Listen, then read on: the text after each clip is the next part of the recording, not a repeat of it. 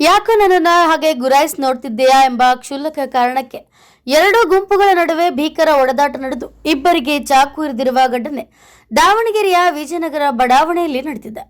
ಘಟನೆಯಲ್ಲಿ 19 ವರ್ಷದ ಯುವಕನೊಬ್ಬ ಗಂಭೀರವಾಗಿ ಗಾಯಗೊಂಡಿದ್ದು ಪರಿಸ್ಥಿತಿ ವಿಕೋಪಕ್ಕೆ ತಿರುಗಿದೆ. ವಿಜಯನಗರ ಬಡಾವಣೆಯ ರಸ್ತೆಯಲ್ಲಿ 19 ವರ್ಷದ ಮನೋಜ್ ಮತ್ತು ಆತನ ಸ್ನೇಹಿತರು ಸೇರಿ ಬರ್ತ್ಡೇ ಪಾರ್ಟಿಯನ್ನು ಆಚರಿಸುತ್ತಿದ್ದರು. ಈ ವೇಳೆ ಅಲ್ಲಿ ಉಂಟಾದ ಸಣ್ಣ ಗೊಂದಲವೇ ಈ ರಕ್ತಪಾತಕ್ಕೆ ಕಾರಣವಾಗಿದೆ. ಮನೋಜ್ ಮತ್ತು ಸ್ನೇಹಿತರು ರಸ್ತೆಯಲ್ಲಿ ಜನ್ಮದಿನ ಆಚರಿಸುತ್ತಿದ್ದ ಸಂದರ್ಭದಲ್ಲಿ ಅದೇ ರಸ್ತೆಯಲ್ಲಿ ಹಾದು ಹೋಗುತ್ತಿದ್ದ ರಾಹುಲ್ ಎಂಬ ಯುವಕ ಈ ವೇಳೆ ರಾಹುಲ್ ತಮ್ಮ ಕಡೆಗೆ ಗುರಾಯಿಸಿ ನೋಡಿದ್ದಾನೆ ಎಂದು ಮನೋಜ್ ಹಾಗೂ ಆತನ ಸ್ನೇಹಿತರು ವಾಗ್ವಾದಕ್ಕೆ ಇಳಿದಿದ್ದಾರೆ. ಮಾತಿಗೆ ಮಾತು ಬೆಳೆದು ಇಬ್ಬರ ನಡುವೆ ತೀವ್ರ ಜಗಳ ನಡೆದಿದೆ.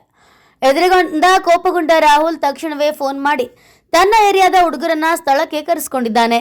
ಗ್ಯಾಂಗ್ ಕಟ್ಟಿಕೊಂಡು ಬಂದ ರಾಹುಲ್ ಮತ್ತು ಆತನ ಕಡಿಯವರು ಮನೋಜ್ ಹಾಗೂ ಆತನ ಸ್ನೇಹಿತರ ಮೇಲೆ ಮುಗಿಬಿದ್ದಿದ್ದಾರೆ.